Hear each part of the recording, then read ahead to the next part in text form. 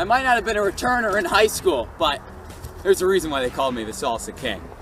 Fran Brown, the king of recruiting, had to recruit a couple good coaches to follow him. His offensive coordinator, Jeff Nixon, Giants running backs coach a year ago.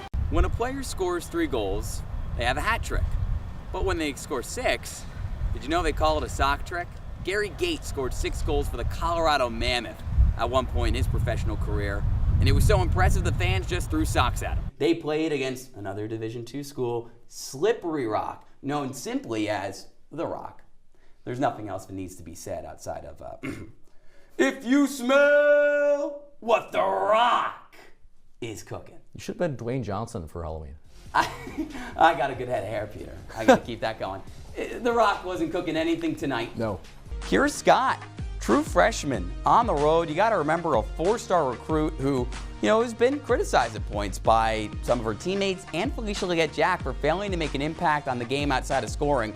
Well, tonight she scored, right? 14 points on 6 of 13 from the field. If you got bad hands as a receiver, you should move to defensive back. But Rob Carter, a Robert Morris corner, maybe he should move back to receiver after the play he made earlier this season against Utah State. People at the time called it the best interception of all time, and I'll add a wrinkle into the fold. The reason why he went up with his right hand to make the catch instead of 2, he broke his left hand earlier in the game. Is it possible to win the lottery by using strategy, or is it just luck? Because sadly, I've never picked a Mega Millions, but you know who probably should have after that football game on Thursday?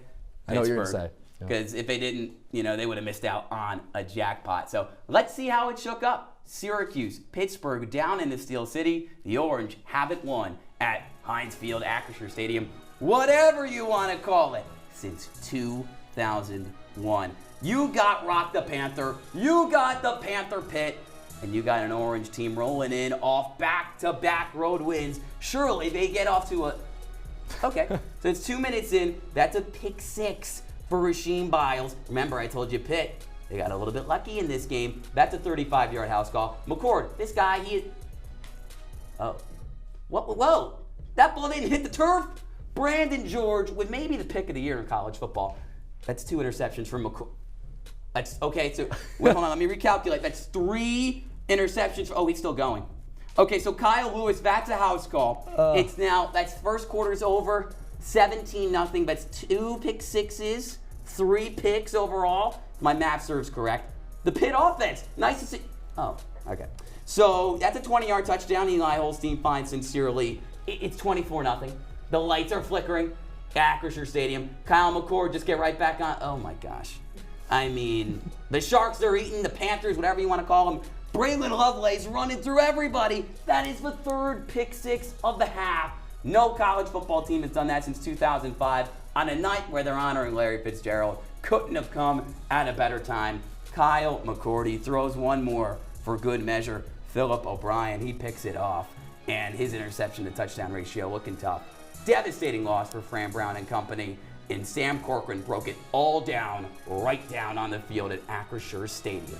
In its first trip to Bear territory since the late 60s, Syracuse football got back to its winning ways against Cal, 33-25. No one needed that more than Orange head coach Fran Brown, who said after the Boston College loss that only winners get washed. Only winners get one of these, this being a bar of soap.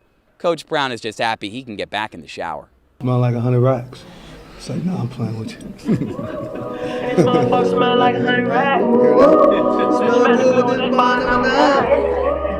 Yeah, I mean, he was giving team balls out to a few of the guys that play well, and then one of the guys in the back was like, "Oh, Coach Fran, we got something for you," and it was a Old Spice bottle. So I don't even think it was planned by anybody. Yasin just said, "We got something for you, Coach," and then everyone got quiet, and then he just pulled out a bottle of soap.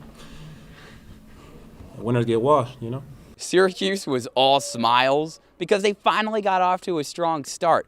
After not scoring in the first quarter over its last 3 games, SU led 27-7 at the break, and it wasn't all offense. The Orange had 2 takeaways, one from regular Marlowe Wax and the other from true freshman cornerback Davian Kerr.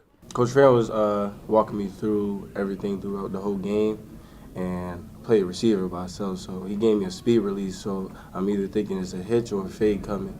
And the sideline said ball, and I looked, just went up, high point the ball. I was super proud. Davian came in late summer this year. He been grinding with us all year. We all knew it was something in him, that he had some talent. And Coach Ryan really been the one on him trying to pull it out, pull the potential out, and it's just definitely happy to see him do that.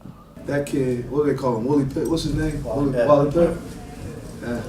Now look at that. Davian Curry came in and all of a sudden now he's going to be a superstar.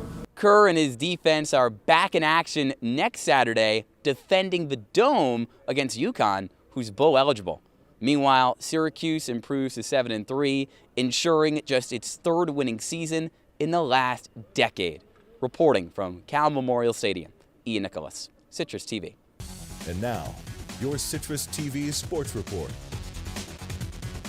After its first-ranked win, Syracuse men's basketball faces a foe ranked towards the ACC's cellar. Welcome into sports. I'm Ian Nicholas. Don't let Georgia Tech's 3-11 conference record fool you, though. Those 3 wins came against Clemson, Duke, and SU's latest victim, number 7 North Carolina. But since GT beat UNC, it's lost 4 straight. Syracuse aims to avoid the trap it fell in last year when the Orange dropped 4 in a row after their lone top 25 win. For the live post-game coverage, watch Orange Press Pass at 9:30.